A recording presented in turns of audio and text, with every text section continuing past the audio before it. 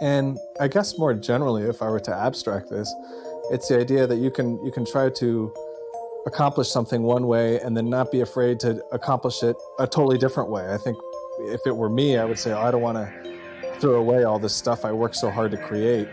But Beethoven doesn't seem to be so afraid of that. He will create it and then try something else, and then he's not worried that he will run out of ideas. Hello and welcome to And If Love Remains. I am your host, Mike Levitt, and I'm again here with Dr. Elias Axel Pedersen, co-hosting this show. We're going to have just a fabulous conversation, and Elias, we get to finish off our year of Beethoven today. How does that sound? Sounds awesome. It's going to be fun. We've done several, I think 3 or 4 episodes specifically on Beethoven, as this is his 250th anniversary of his birth, 2020. And we get to talk today to Thomas Posen. And I apologize, I meant to ask in advance, did I say your name correctly? Yes, that's perfect. Okay, Thomas Posen. He's a fascinating guy. He's actually received his BA in physics and astrophysics, as well as piano performance, or it'd be his BM in piano performance. And he is currently working on his PhD in music theory at the Schulich School of Music at McGill University.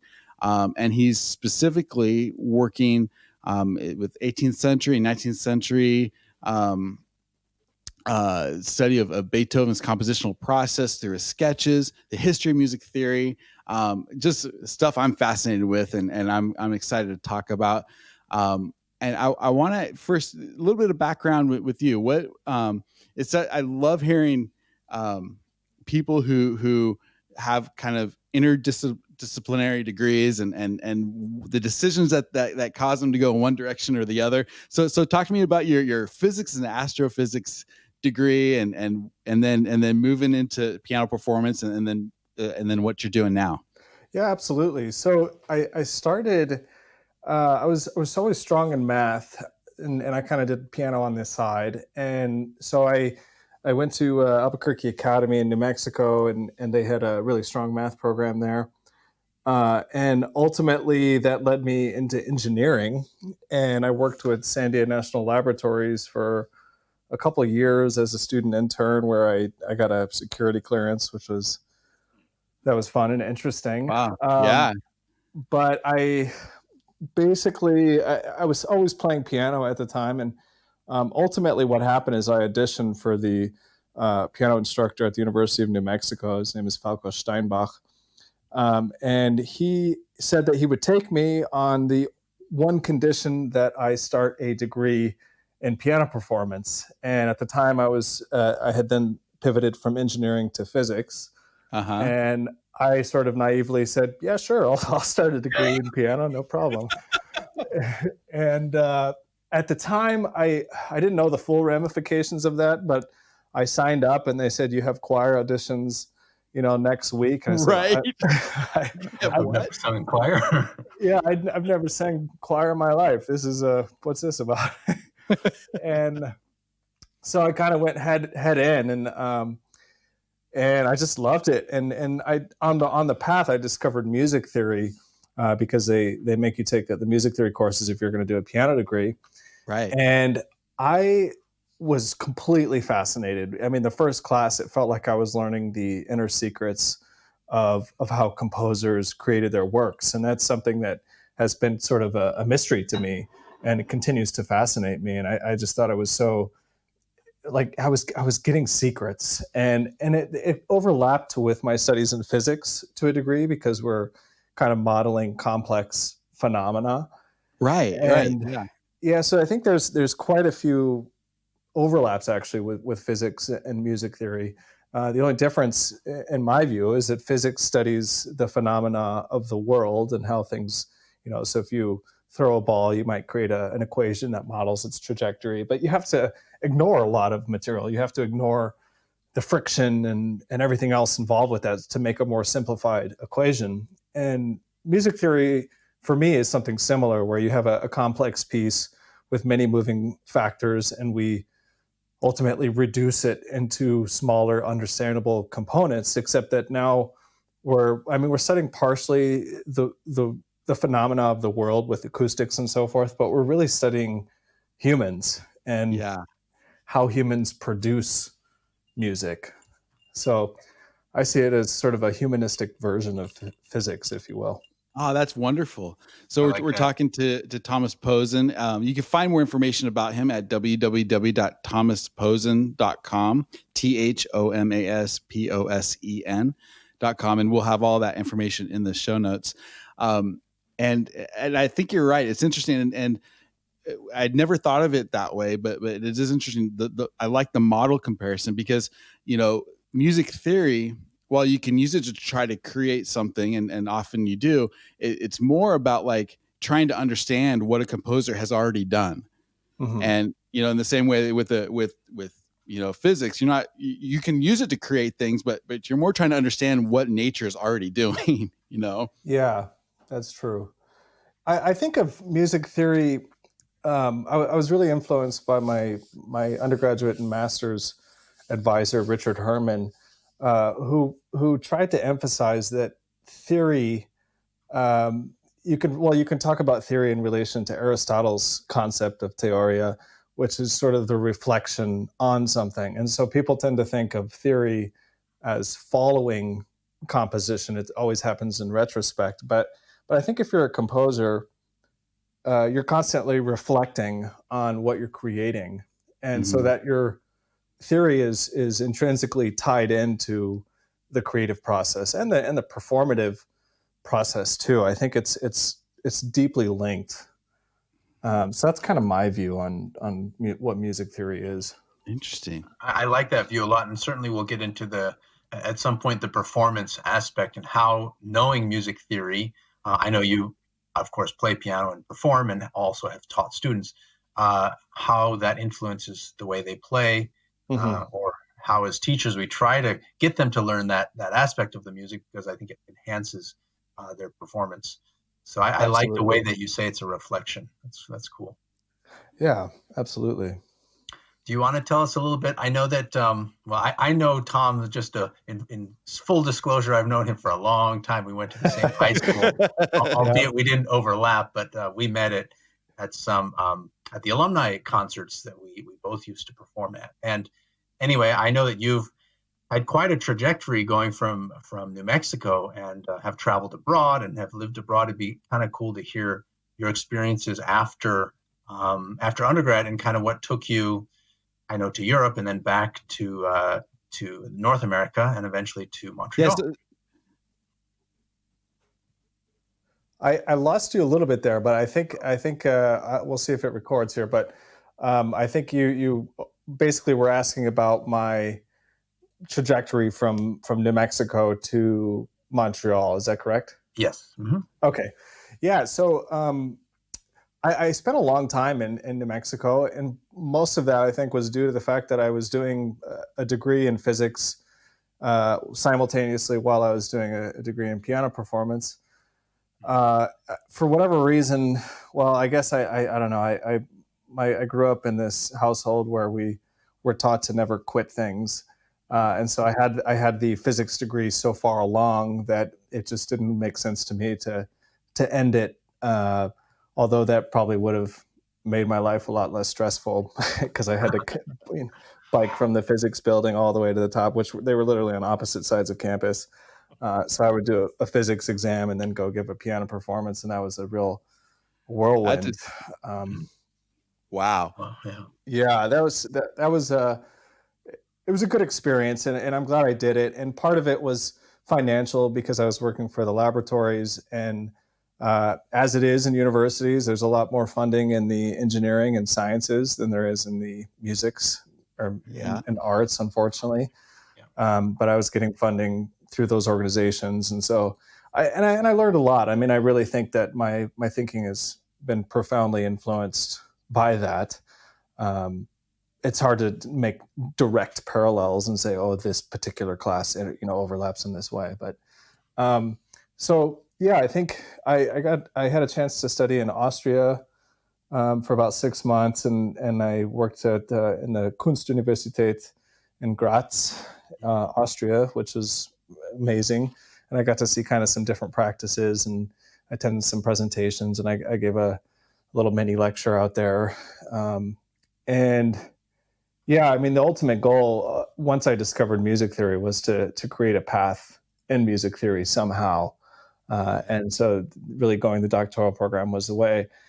And so I applied to a bunch of doctoral programs, and I was really happy to get into McGill because I think their music theory faculty is just world class. So it's been a real adjustment, going from a desert in Albuquerque to this, very cold Arctic place, but to blizzard-like conditions. yeah, exactly. So that's been an adjustment, but I've been very fortunate and very happy to be here.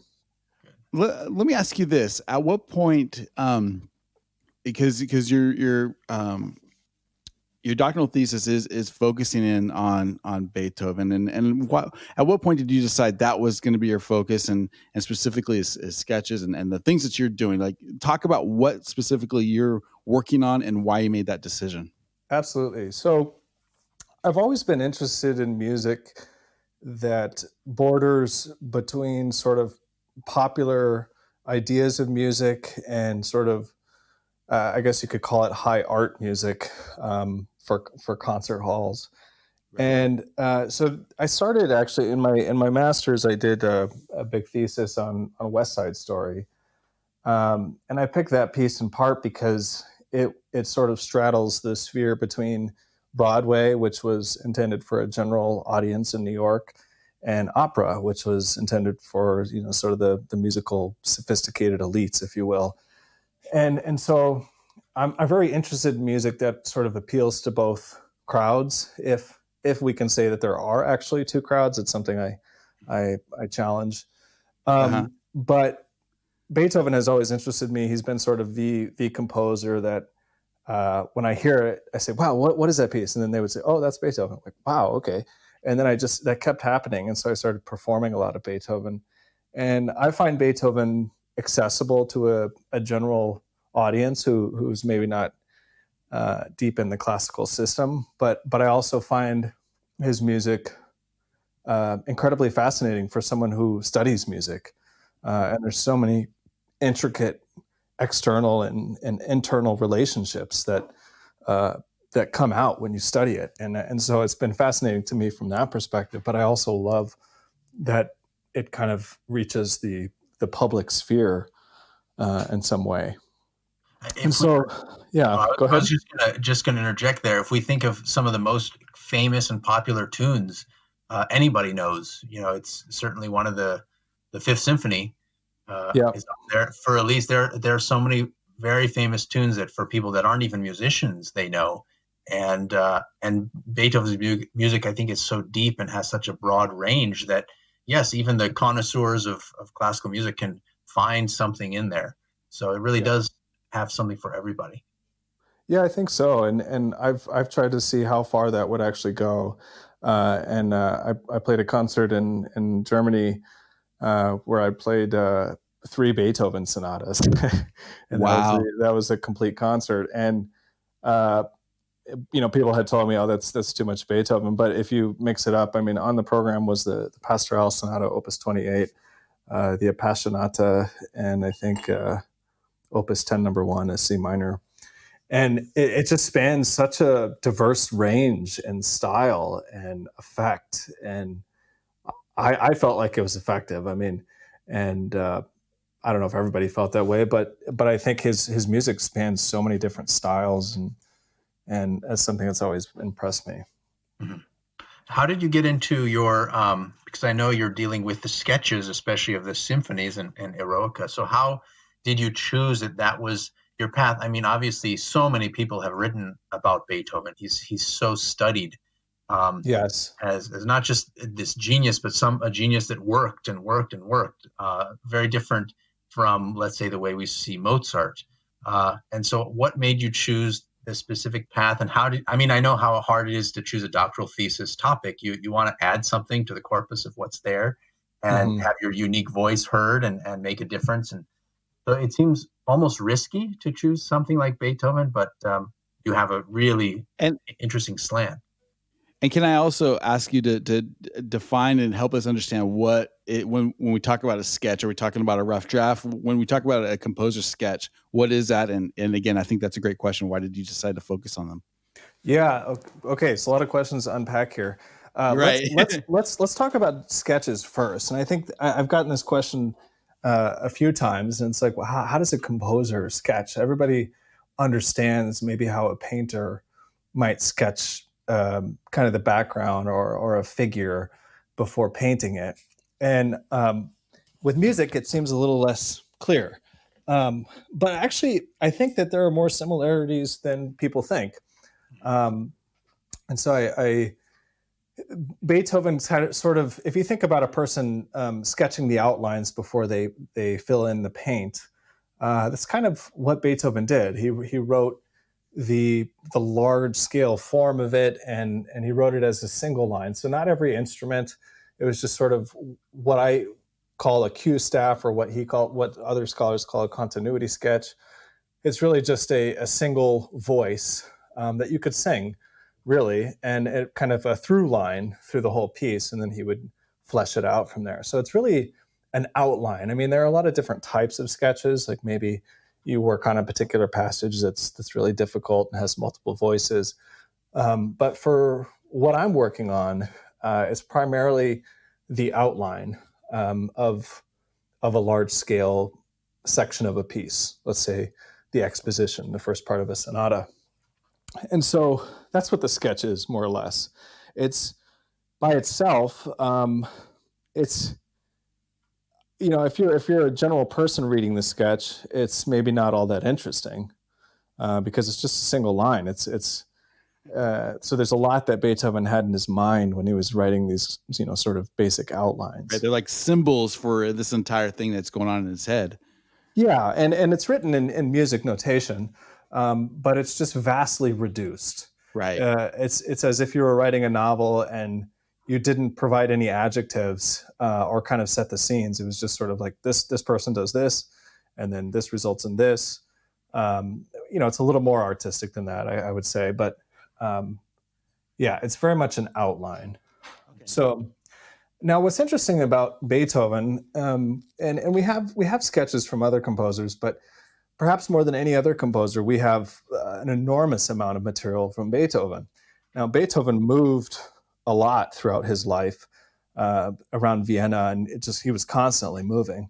And it's just incredible that every time he moved, he carried with him all of his sketchbooks. And that was, and so it was probably a mess. Like every time he moved to carry all these books. Right. And so those have been passed down. And when he died, basically all of his material was auctioned off to collectors and people who wanted his handwriting and so forth. And it wasn't seen as having any real value until Gustav Nottebohm, who basically started to look at the materials which were then at the Berlin Library in 1880. And so that was quite a bit after. About 60 years after his death. The main issue was reading his handwriting, because it's quite clear that Beethoven did not intend his sketches to be read by anybody. I mean, they are just incredibly messy. And I have a picture of a little snippet on my website, but it's taken scholars literally about 100 years plus to transcribe his sketches into something that we can actually read and work with. Yeah, just to decipher that mess. Audeby is so influential that you have scholars trying to decipher your sketches 100 years from now. Yeah. I mean, it's everybody. We've wondered, how did he do what he did? How did he write these pieces that have had such a lasting impact and such an enormous influence? And so I think that's been a question that has interested scholars and researchers for at least until Nottebohm, so the 1880. So now the particular sketchbook that I'm looking at, Nottebohm actually talked a lot about it, and so all of the scholars that wrote about these sketches were using Nottebohm's work. But during World War II, all of Beethoven's sketchbooks were dispersed. And after World War II, it was this particular book that I'm working on, the Eroica sketchbook. It was thought to be lost. And suddenly, about, I don't know, 10 to 15 years after the war, the sketchbook popped up in Poland, and has since, gone through scholars. And then it took another 20 or 30 years. And Lewis Lockwood and Alan Gosman have finally completed a large-scale transcription. And actually, it's been quite recent that happened. It was 2013 when they published that. Wow. That is and very and when recent. was the Eroica? So we're talking about the Eroica Symphony, the Third Symphony. Correct. When was that written or composed, or when were the sketches done, and when would that have been even premiered? Just to give people an idea of how 2013 versus when it actually came into being. It was kind of written between 1802 and 1803. So the exact dates, it's a little unclear because there's some controversy about when it started. But yeah, sometime around 1802, 1803. And yeah, I mean, it's been over 200 years that this has been That's kind of hidden incredible. and resurfaced. Yeah, that's awesome. And I think from my perspective, and maybe a lot of people would think of this as, okay, this is great. We can now kind of get an idea of, what we would call today his workflow is. What is he? What was his thought process, and what are some of the things that maybe are controversial, or maybe what are some of the things about it that you're trying to clarify? Yeah. So essentially, you can only get out of the sketchbook. You can only answer the questions that you pose. So you're limited by the type of questions that you ask of the sketches, and those questions are influenced heavily by the theories that we have at hand. And so our theories have evolved tremendously in the last, continuously, right? They continuously evolve. Right. But the Eroica sketches in particular have been sort of a problematic thing. And they're one of the things that have painted Beethoven as this composer that struggles. The heroic image has kind of pervaded the public discourse and the scholarly discourse about Beethoven as a composer who started from a very basic, maybe even primitive state, and then worked hard to make something into a masterpiece. Like that's the narrative. Up by his bootstraps in every way. Yeah. And the Eroica in particular is at the center of that narrative because that piece sort of epitomizes what many people call his middle period or his heroic period. And it's the Eroica that is really the heroic symphony. And so that's really why I'm addressing that. And I'm ultimately countering that narrative of Beethoven as a struggling composer. It's quite fascinating. Nottebohm says something like Beethoven's early sketches are there's nothing remarkable about them. They're kind of simple or even primitive.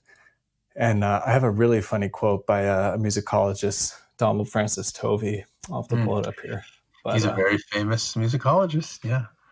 Yeah. And let me see if I can Tovey and get this quote. I have to, let's see here. Oh, is it on your website? Yeah, I forgot to pull it up beforehand. 1 sec. Sorry about that. Oh, it's okay. He basically implies that Beethoven was drunk when he started his composition. Are you kind of challenging the idea that Beethoven maybe started with some kernel and then worked very hard to polish that, or that, like, are you trying to say that the original kernel is not as primitive as we originally thought? Yeah. So the idea that there's a kernel suggests that basically you're starting from a very small idea and then kind of expanding that idea. But what's fascinating is that even the very first sketch for the Eroica, the exposition, so the first part of the sonata form, is already bigger than his first and second symphonies. So, wow. Yeah, I mean, it was already enormous. Like he had a huge plan for it. And so the kernel, it's hard to know what the kernel is. Like, I think the kernel happened when he was improvising at the piano. And then the sketches don't show so much of that. They show more of his kind of working out of compositional ideas. And we can get to what those ideas are. It's more fleshed out than we think already. Yeah, a lot of the themes or thematic material is already there. So that's something I think that he kind of would have come up with as he was sitting at the keyboard and kind of, noodling around, if you will. And so then it's about the large scale planning and achieving a very particular idea. And I think I want to spend more time talking about that with you guys, because that's, I think, really interesting and fun to talk about. But yeah, let's see here. I think I came up with this Tovey thing, if you're interested. Oh yeah, let's hear it. Yeah, so let's see. Oh, I thought I had it. Oh, I'm reading. I have a bunch of quotes from all these people here. Well, let's see here. There's so many people who have talked about these sketches as having sort of problematic designs and being at odds with the conventions of sonata form. And where did I? And I think that's a big thing for people to understand. When you're working as a composer, you're working within a form of music. In popular music, we would say, it's verse, chorus, verse, chorus. In a lot of standard, ABA, things like that. But a lot of jazz things. But when you're talking about sonata form, you're talking about a very specific, very kind of formal form. If I the construction is very formal, and so when you do something against the form itself, it can be shocking and very I guess not desirable. It's not expected. Let me put it at least that way. Right. Yeah. So when you think about musical forms, the musical forms emerged organically, in part because they were effective. They worked in some way. So right. One easy way that I think relates to a lot of people is the idea of this electronic dance music, the drop. And one of the reasons the drop works so well is that before the drop, you've taken away the kick drum and you've taken away most of the sonic energy. And so you just have this huge rise that builds an enormous amount of tension. And then when the drop happens, it's really easy to get into a dance groove ultimately, because suddenly we have a kick drum, we have all the things that we're missing for so long. And so it's a convention that has developed. I would call it a form, in part because it's so effective. And so the sonata form is one of those things that emerged, where you had sort of a strong main theme, and then you had something that pulled it away from that to create new interest. So some sort of transition. And then you would have something that would contrast with the main theme, usually, and kind of put it in a state of relaxation through the use of a lyrical theme. That's kind of the basic premise of it. And so there are many different ways you can fulfill that, but it's that the form enables a interest for the listener. Ultimately, that's the goal. And so when you write something against that form or that formal plan, you better have a really good plan in mind, because you're going against something that works, that has interested listeners for a long time. And so, that's Beethoven liked to challenge that. And when you challenge something that already works like that, then you have to come up with new ways of making this new plan viable ultimately. And that's where all of the sketching comes in. Is working with that. So I have that Tovey quote for you. Let me just read it for you. Yeah, please. So, he summarized Beethoven's compositional process as, quote, a method of a man who thoroughly knows his own mind and who needs no alcohol to encourage him to put down a crude sketch of his thoughts before he is ready to present them accurately. Beethoven could cheerfully make the most radical blunders in his first sketches with the certainty that the next day's 5 minutes work would substitute, if not the right thing, something altered in the right way. And so I just love that quote. I mean, for a very long time, I mean, Tovey's that was from 1941 in a lecture on the sketches. The idea is that Beethoven just wrote crazy radical blunders in his early sketches, and then he just revised them constantly until he got what we would today call a masterpiece. And and you're saying that the reason that they may be wrong is because they're thinking about it incorrectly. They're not thinking of the sketches as Beethoven was thinking of. Yes. So I think the fundamental issue that we've been making with sketch studies is one in which we know the final piece, like we know the final version because that's what we've heard so many times, and we love that final version. And the general tendency is to start when you look at the sketches and say, well, what is not the final version? Like, what did he revise or what did he remove? And then you say, well, okay, these are the problematic parts, right? Because he took them out or revised them. And so then you say, well, why are they problematic parts, right? And that question limits you on the type of information that you can glean from the sketches, because it assumes right on the onset that Beethoven was doing something silly. And the fact is, he was drunk. So a lot of the scholarship says, he was stubborn, he was maybe drunk, or he just did all his blunders. Like why did he do this? And that's really been the mystery, because by the time he wrote the Eroica, he had already completed numerous pieces. I mean, this is Opus 55. So, he's well aware of how to write a sonata, but the literature tends to say, oh, he revised this because it doesn't work with sonata form, right? So we're kind of using sonata theory, if you will, as I call it a type of Procrustean bed. So the bed of Procrustes is when the bed is too small, but the person's legs are, going over the bed, just cut off the legs, right? So they fit in the bed. So that's kind of what's happening. Great. And that's kind of the general, and it makes a lot of sense intuitively to look at the sketches in this way, say, well, what's changing? And then try to hypothesize, why he might have removed it. And I've just flipped the entire thing on its head, and I've said, perhaps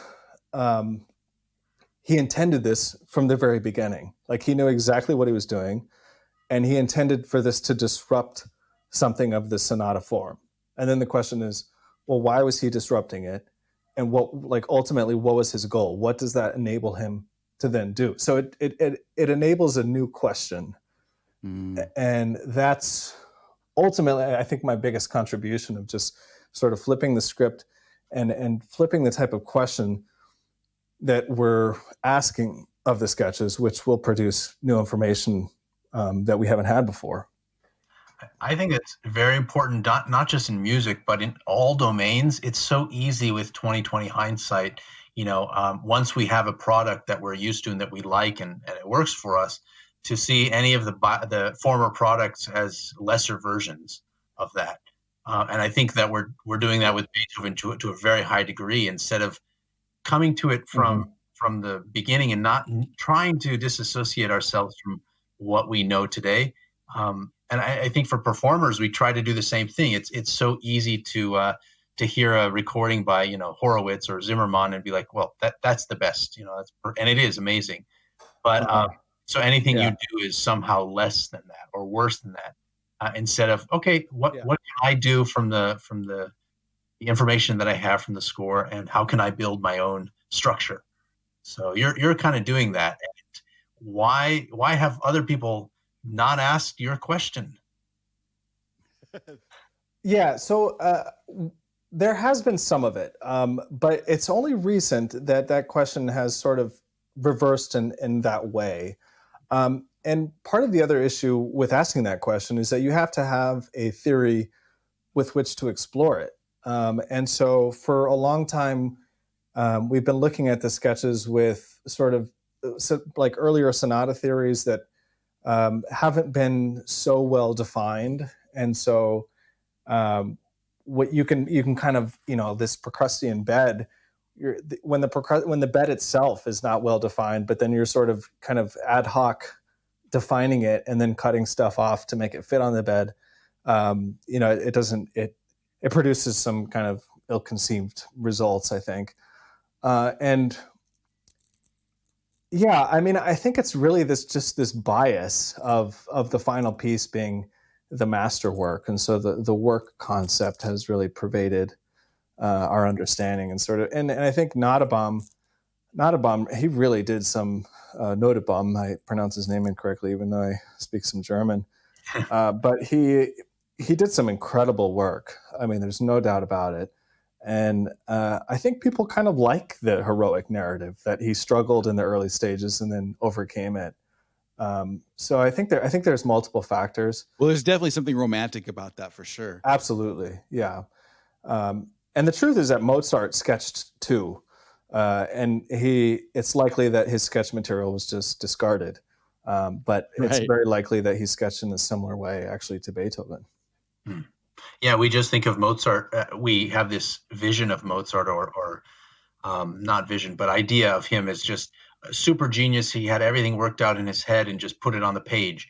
Partly it was a little easier time. It was easier to write in that style because Beethoven was more a transitory or transition person. But yeah, Mozart worked hard too, and he had to go through versions of things, I'm sure. Yeah, absolutely. Yeah, there's a scholar, Ulrich Conrad, and he's in Germany, but he's written on Mozart's sketching. I think too, one word you mentioned that always pops out of my head is this idea of genius.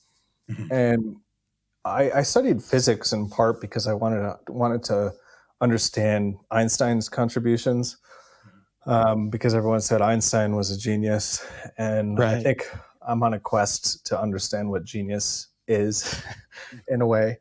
And I'm of the opinion that there is no genius. It's there's a kind of a pursuit for something that you go to a very high degree. Like Beethoven is a absolute expert in his art, but genius for me creates the impression that an individual is sort of out of, they're like superhuman. They're not normal human. Like we couldn't do that because we're not genius, but they're genius, right? So it kind of removes their humanness. Um, and when I studied physics, I learned that Einstein built on Laplacian physics and sort of many equations that were pre-existing at the time, and had a huge foundation upon which to build. And then just kind of asked some questions and created some thought experiments that created relativity ultimately. And I think there's a similar thing with Beethoven. Beethoven is building on his successors, and in fact, in the very first Eroica sketch, everybody talks about the Eroica as being sort of the piece that broke with classical traditions. But I've discovered that in the first sketch, he models the form very clearly off of Mozart's Last Piano Concerto in B flat major. So there's a lot of modeling after his predecessors, and even while Beethoven was in his middle period. So He was already a I well-established really I really composer. challenge the genius idea. Yeah. It's Yeah. interesting. We were talking Elias earlier. and I, Oh, you go ahead, Mike. yeah, go ahead, Elias. No, you go ahead. Well, I Same was just time. going to say that Elias and I have talked about this quite a bit. And we just did another podcast with Angela Onstad, and we talked about like the idea of genius and the idea of talent and all these things that have kind of superimposed.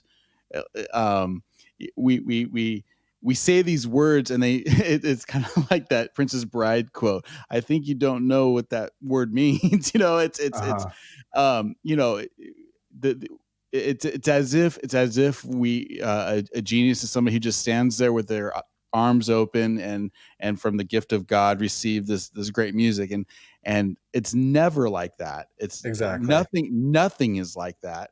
And I I think Moses would say it's not like that. You know what I mean? Yeah, yeah. It's not. That's not how this stuff works. And I think it's important for us to really kind of understand the um, I think you're doing good work as far as saying that while the heroic narrative may not be exactly right, um, just coming up from nothing and building this out of this kernel or those type of ideas, but the idea that he actually had a plan and actually had this amazing music in his head from the beginning of that all of his the genius would be taking all of what he knows and being able to organize it into this music that we now call the Eroica.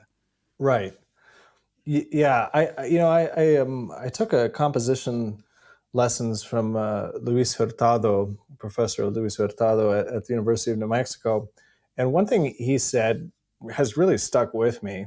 And I'll say it in a new way, and maybe this is a little more distant from what he told me, but I think I don't know, I remember it as this. But the basic idea was that you have to ask the right questions at the right time. And so I like to think of it as being an architect. And if you're designing a building, you might have a general shape for the building. Maybe you want to emphasize curves in a certain way.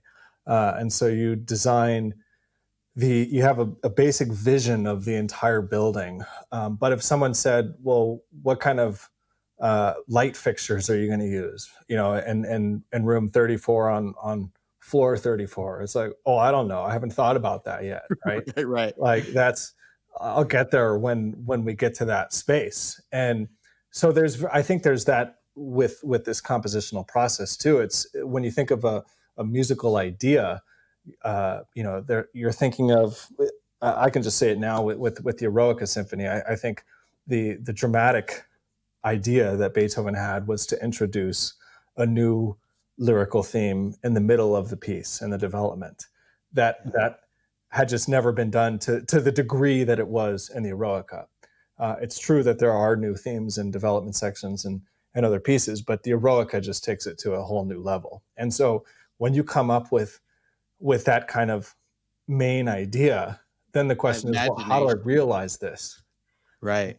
And how do I emphasize this? If I'm creating my building with curves, well, what else can I make curve that would make it go with that building? Like, how do I make this whole structure work together? Mm-hmm. Yeah, I like that analogy a lot.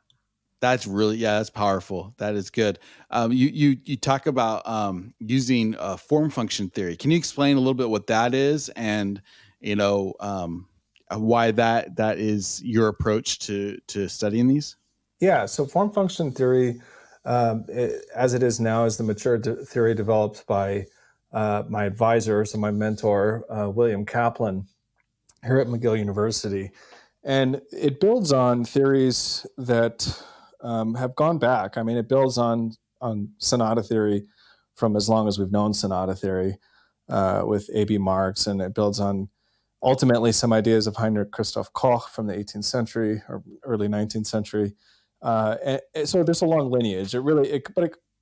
Today, if you asked Professor Kaplan, he would pin it to Arnold Schoenberg, who, many people, when they hear Arnold Schoenberg's music, you wouldn't think of a person who studied Beethoven as much, but actually he taught almost exclusively Beethoven.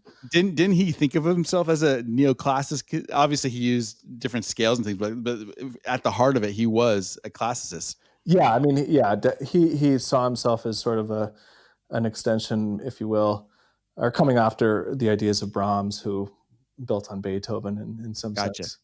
Yeah, that's I suppose that's another big conversation, but right.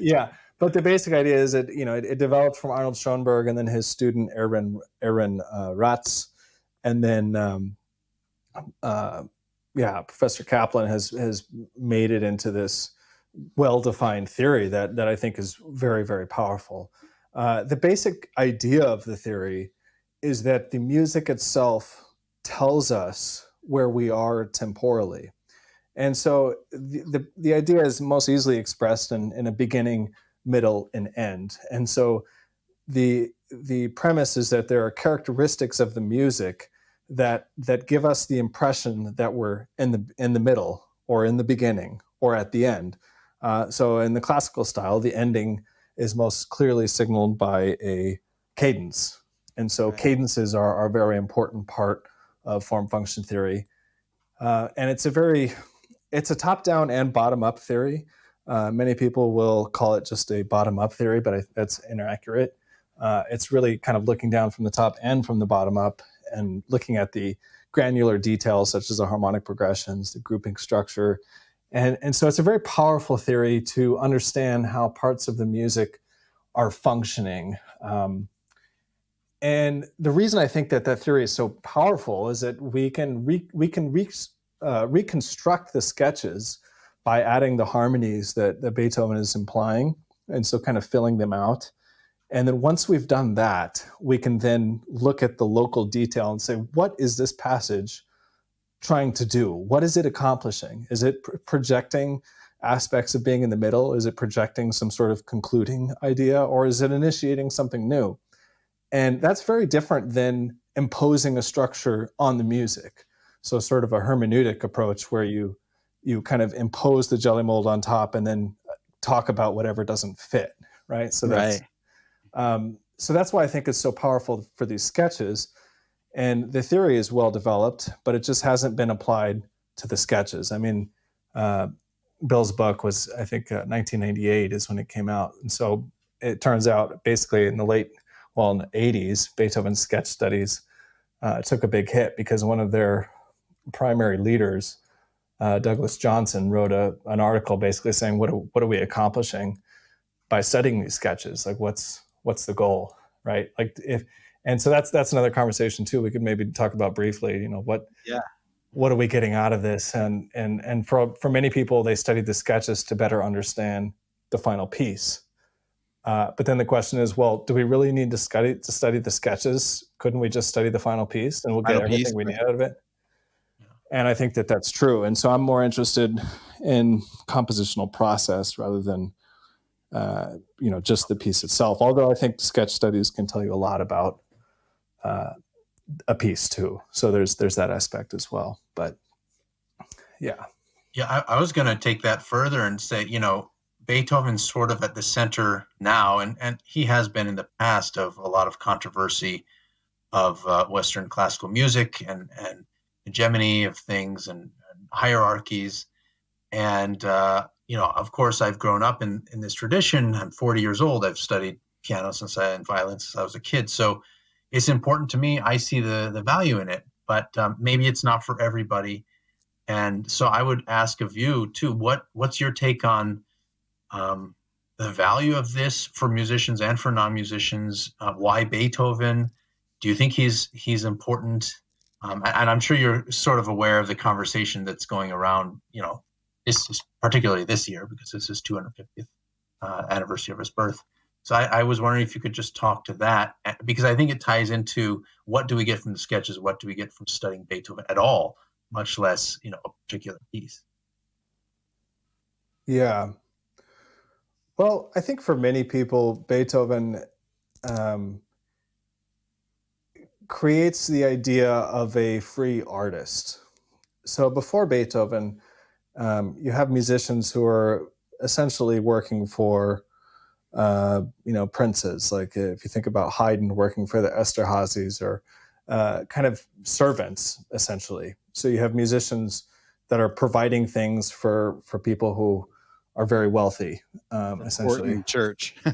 Yeah, and Beethoven has created this image that an artist can produce works that are not dependent on, I want to say a captor, but someone funding them. It's creating you can be a person who is an artist and survive.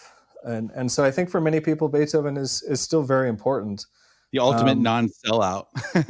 Yeah. And so I think some people may not be interested in Beethoven, and that's fine. But certainly his music has been going strong, since he composed it, and it's been over 200 years. And I think you have people who are not interested in Beethoven, and that's fine, I think. But my take is that they're not interested because they haven't heard all of Beethoven. So, maybe they don't like the Fifth. Well, that's fine. Like, check out the Pastoral Symphony. Like, totally different thing, right? So, I think that it's, that's a large conversation. I think for me, Beethoven will always be interesting, and I think that his music will continue to continue because it has for so long. But I like the idea of the artist. And yeah, I'm not sure if I could add a whole lot to that. I like that. That's good to think about. That's good. Yeah. Let's talk a little bit about specifically, maybe a little bit on the theory approach. Like what are things that you have found and discovered in researching the sketches that you feel like you've gotten clarity on what Beethoven was trying to accomplish, and maybe where other scholars maybe have not understood what he was trying to do. Yeah. So yeah, it's a great question. The first sketch for the Eroica is very unusual. I mean, it is just very unusual, and it's caused so many problems. And that's what caused Tovey to make this statement. And other people have called them errant sketches. They said, like, here's a quote. They said, "It's difficult to imagine that these untenable thematic assertions had any chance of surviving through to the final version. Yet a surprising number of future drafts stubbornly maintain the opening themes, blah, blah, blah, blah, blah." So there's a lot of this negative language, kind of stubbornness and untenable. And like, why does this keep happening ultimately? And right. So that's a question that's really fascinated me. And to answer that question, I think it's also about where you're looking. So kind of to some of my students, I talk about salami slices. So if you're analyzing harmony and your slices are really, really tiny, well, you're really zoomed in. You have to kind of zoom out a little bit to get a bigger picture of what's going on. And I think with Beethoven in particular, he always said he had the entirety in his mind. And I think the misconception is that he had every single note in his mind for every instrument. The sketches don't give me the impression that he had in his mind the exact note that the flute would play in measure 34. Like it wasn't that. It was more that, right. It wasn't the light bulb on the 34th floor. Exactly. Right. It's a larger idea that he was trying to fulfill. And so one of the things that I've done in these first movement sketches is zoom way out. And like I said earlier, it looks to me, and I make the argument that he actually started the piece, in his sketches at least, in the middle. And so you would think a composer would have to start at the beginning before they could get to the middle. But I think he started with this idea of disrupting the middle, like creating a new idea with the middle. And then that created this new vision of how the beginning must work. Like, how can you motivate this new thing that's going to emerge late in the plot? That's so cool. Yeah. And it actually goes back to Renaissance practice. Like if you have a polyphonic work and you have a really densely contrapuntal passage where the voices are entering in stretto, and these are some technical terms, but basically when the voices, like if I sang a melody, like you could think of a row, row, row your boat, which is a canon, but you can imagine row, row, row your boat. And instead of the person entering when they normally do in this canon, they enter a little bit earlier. And so it's clear that the melody has to be designed to work in this complex way so that it can continue and be a canon. And so it's similar here, but it's at a formal structure. So you're creating this formal design, and then you're exploring the logical implications of what has to happen to enable that or to motivate it.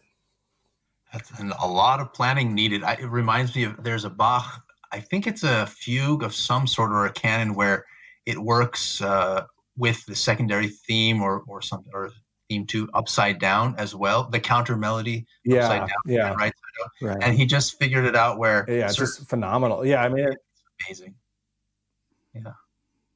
Yeah, like these are sort of Mozart. Actually, we have his sketches for the Jupiter Symphony where there's a lot of contrapuntal overlap between the different voices, and he worked on those sketches for that complex kind of interweaving between the voices. So that part is clear for many people. I think it's a little harder to imagine formal planning. Like, how do you come up with something that disrupts a form? But I think when you think about form as less of this jelly cut mold that they just did, and more as something that makes rhetorical sense for a listener, because Beethoven and Mozart and Haydn were very concerned about their listeners. Like they wanted their listeners to get something out of the piece, and they wanted to please what you could call Kenner, so people in the know, kind of, fellow composers or musicians, and Liebhaber, which is people who just love music but may not know the technical details of it. And so when you're trying to appease both the Kenner and the Liebhaber, you you have to come up with something that works for a general audience, but that also takes it further and appeases to people who listen to this stuff all day and maybe study it or write it or play it themselves. Yeah, I think of things like Haydn with the, his jokes that he always put in his music and the different phrase lengths, why he was known as Papa Haydn, and Yeah. like the Surprise Symphony or the Farewell Symphony, and all these, which would have been quite funny tools that he had at his disposal, and that would have been funny for the lay people in the court or in the the royalty that didn't have any musical training, and those that did have musical training, they'd see, oh, that harmony is not what I would expect. That's a surprise. And another person would see people leaving the stage. Oh, they're leaving. That's farewell. So Yeah. I love that idea of really appealing to all spectrums, all listeners. Yeah, absolutely. That ties in one thing. So one thing I'm very interested in is the history of music theory. And so something I try to do throughout my research is to put myself in the position kind of the composer when that piece was written. So I try to imagine, well, what was known at this time? What's the atmosphere, if you will? What's the what am I trying to accomplish? Right. And when you do that, because a modern listener, let's say my brother is really into country music, and so he's developed a lot of expectations for how a country music song works. And so if you're making a new country music song, you can play with those expectations, and that person might enjoy that or might not. But when you have a person who's not familiar with the classical music genre or say, the traditions of sonata form, if you will, then it's hard to engage with that. If someone's playing on a form that you don't even know what the form is, Right. You can't really make accurate statements about what the composer is doing. And so first you have to have a very clear idea about what that form is. And so there's a history of theory component built into that that goal. And so I try to mix history of theory and kind of position the analysts as if they were, next to the composer at that particular time period. But I also don't think that we should throw out the baby with the bathwater. And by that I mean we should use our modern tools as much as possible, but just kind of always be aware of the context in which we're employing them. Context is so we've talked about that a lot too, right? It's context, especially when it comes to appreciating and understanding music today versus when it was written. All of those kinds of things I think are very important and underestimated. Yeah. I just Elias, I want to give you one final question, then I have one more before we go ahead. sign Go ahead. off. No, I was just agreeing with you. Yeah, exactly. We've talked about that. I know Wim Winters as well. You talked with him about. Yeah, we had him on, and interesting. I mean, lots of interesting stuff out there. I love the conversation, the conversation that so many people are having. Agree, disagree, but the conversation of trying to understand what's going on with the composer versus our expectations today. When we hear it, it's just fascinating to me. Absolutely. We're talking to Thomas Posen. You can find his information at www.thomasposen.com. There'll be information in the description. One last question. Whenever you delve into somebody so directly and so intimately like a Beethoven, what I find myself taking something away, some understanding or some appreciation. And I'm asking you, like, as you've delved into it, what have you taken away from Beethoven? It could be as a man or as a composer. What have you learned from him as you've studied him so directly?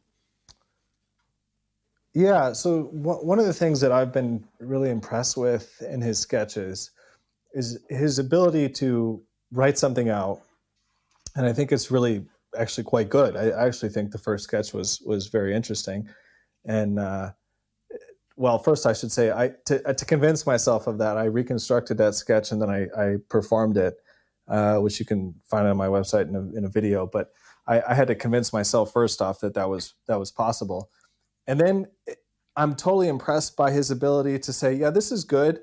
Let me try a different way. And he immediately sketches a new version that's incredibly strong, but in a totally different way. And so he's clearly has a goal in mind. It's not necessarily a direct kind of evolution, if you will, or direct revision. It's sort of, I have a goal. How do I accomplish it? Let's try this one way. Okay, that way was good. Let me try another way. Cool, I like it.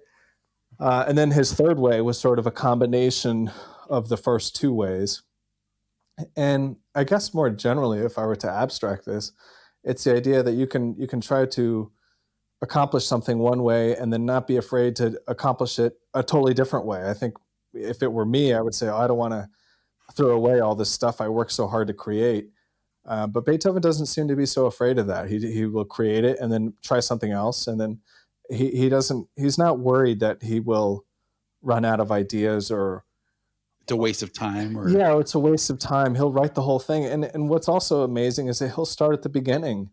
I would have thought that, before looking at the sketches, that once he got a passage fixed, he would just move on from there. But actually, he writes out the first beginning part the same at least 4 times. wow, And so yeah, so I've been impressed with the ability to just kind of not throw things away because they're still in the sketchbook, but just try it a different way, and not be worried about losing progress in that way, I guess. Maybe that's the powerful. heroicism or heroic nature, or that little misused term of genius that he had. That most, like you say, most of us, if we conquered something, if we made it work, it's like, oh, great, that's the solution. I've got my solution, and Yeah, he says, great, that's a nice solution. Let me try another solution yeah, and see if I yeah, can. and Yeah. I think that's actually one of the reasons that he kept his sketchbooks when he moved so many times, because even though he may not have used that first sketch, like there was some really interesting ideas in it, and maybe it would have worked in another piece. And so, just because it's not used then and there, it might have some utility later in life. And so, not all is lost if it doesn't quite work out, you know, the first time, I guess. That's Yeah, fantastic. I want to awesome. thank you. Is there anything that you'd like to add that we've missed, or Elias, do you have anything you'd like to add before we sign off? I think those are great. You make such great points there. It's universal in a way. Yeah, I want to just say one thing, and that's that with scholarship, it's always building on prior scholarship. And so the idea of kind of, as Newton always said, it's the cliche of standing on the shoulders of giants. But with Beethoven's scholarship, the giants metaphor is so apt. I mean, the scholars that have come before me were absolute giants, and the work that they did is absolutely tremendous. And I've just benefited so much from what's been laid before me. And so while much of my work critiques prior scholarship and approaches and so forth, that's only possible because it's out there. Yeah. And so, Right. I see myself um, building so much on that. Einstein would say, with these other, he needed all of the current physics as it was to come up with relativity. Relativity didn't just emerge, out of nowhere. And so, yeah, it's a long history of dialogue, and that's what we're always engaged in. And I think that's the fun of it too. Mm. That's Wow. that's really that's Thank you so much. Thomas Posen, music theorist, And thank you so much for being on the show and helping us to celebrate Beethoven on the last day of his 250th anniversary year. So Absolutely. Thank you for having me. It was a pleasure. oh, it's great. We'll have to have you on again. Would This love is to. wonderful. This is And If Love Remains.